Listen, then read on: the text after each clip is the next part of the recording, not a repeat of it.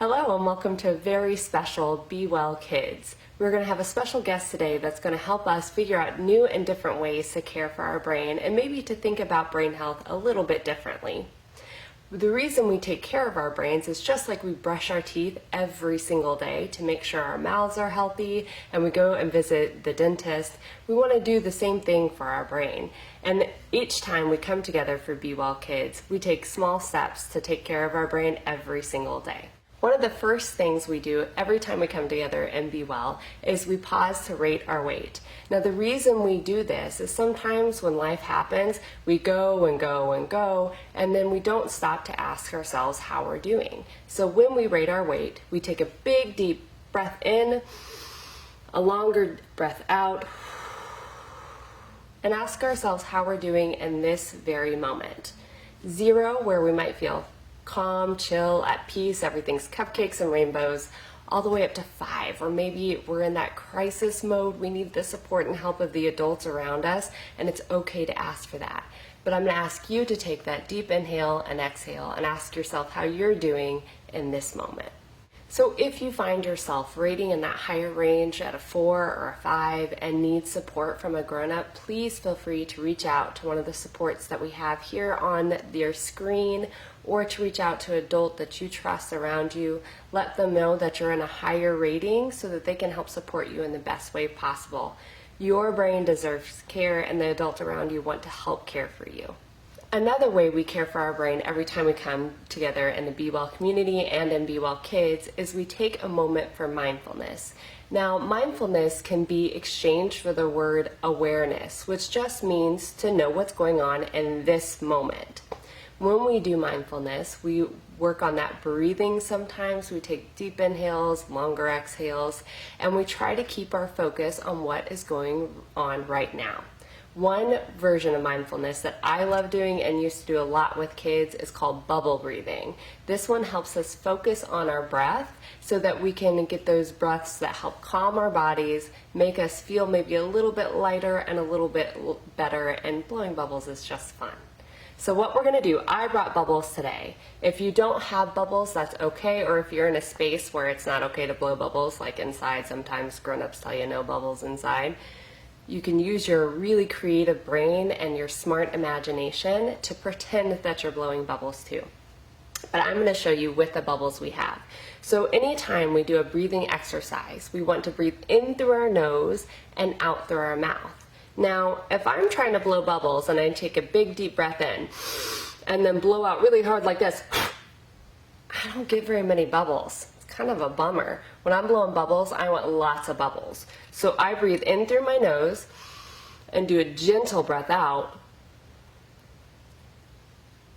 so I get lots of bubbles. Let's do that a couple more times. And remember, if you don't have bubbles, use that smart imagination of yours to imagine all the bubbles that you're breathing.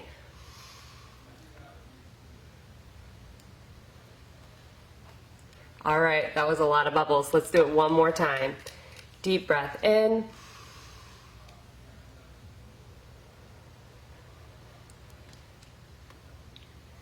Beautiful job. You all are such good bubble blowers. So I'm going to welcome you back to this moment, and I get to introduce you to our special guest. Sarah Stowe is going to tell us a little bit about person-brain model and different ways we can care for our brains. Welcome, Sarah. Hi, my name's Sarah, and I'm the Activities Coordinator at Milano House. Today, I'm going to be talking to you about a concept called the person-brain model. The person-brain model is a trauma-informed approach to understanding why our bodies react to trauma the way that they do. We want to shift the question away from asking what's wrong with you to what happened to you. Everyone has an individualized story, and with Person Brain, we are able to use the information to help share your stories with other people that you connect with. Part of Person Brain model is reimbursements. Now that's a really big word, but reimbursements really only mean we want to focus on your developmental needs and your developmental experiences. My friend, Dr. Paul Baker, has identified 6 reimbursements that pertain to all of us, including your parents.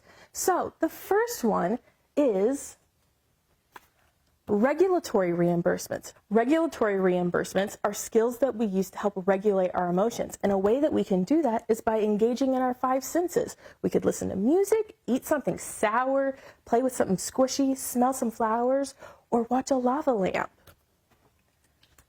The next reimbursement is academic reimbursements. This is just learning. You get this by going to school, or you could simply read a new book. Next, we have eco-cultural reimbursements.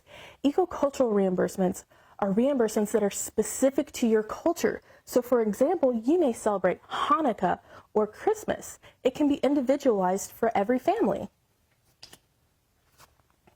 Another one is relational reimbursements, and this focuses on building relationships with your parents or your siblings or maybe even teachers, and you can do that by spending time with your family. The next reimbursement is experiential reimbursement, and this could be something as simple as learning to ride a bike or going on a big family vacation. The last one we have is biological reimbursements, and this is the one that I really want to focus on today. Biological reimbursements focus on our body's health, and so that can be something like getting enough sleep at night, eating a healthy breakfast, drinking plenty of water, taking a relaxing shower or a warm bath, or brushing our teeth. Now that we've talked about biological reimbursements, I want to encourage you to have the discussion with an adult in your life or a sibling. Talk about what biological reimbursements mean to you and focus on how you keep your body healthy. I know a way that I like to keep my body healthy is to practice self-care. And there's so many different ways that we can practice self-care.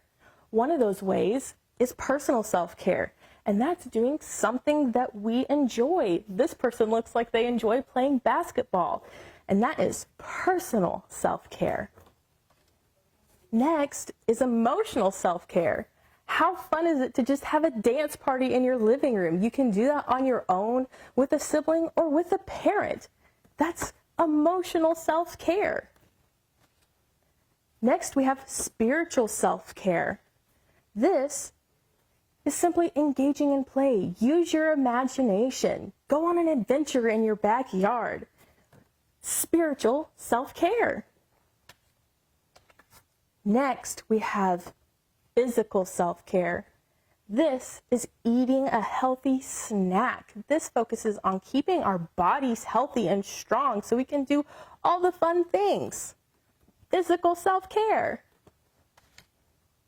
And then lastly, we have mental self-care. This is something as simple as thinking about your positive qualities. I think I have a great smile. That's mental self-care. Now, I want to challenge you to go out and practice self-care. Use some of the ideas that I've given you today and go out, and it can be something as simple as practicing positive affirmations to yourself or going on an adventure in your backyard. I know after this, I'm going to go have a healthy snack. If you want more ideas, find a trusted adult to contact the Be Well community so that they can print you off a May Self-Care Challenge calendar. There you will find a variety of different ideas that you can practice throughout the entire month of May. Thank you so much for being here today.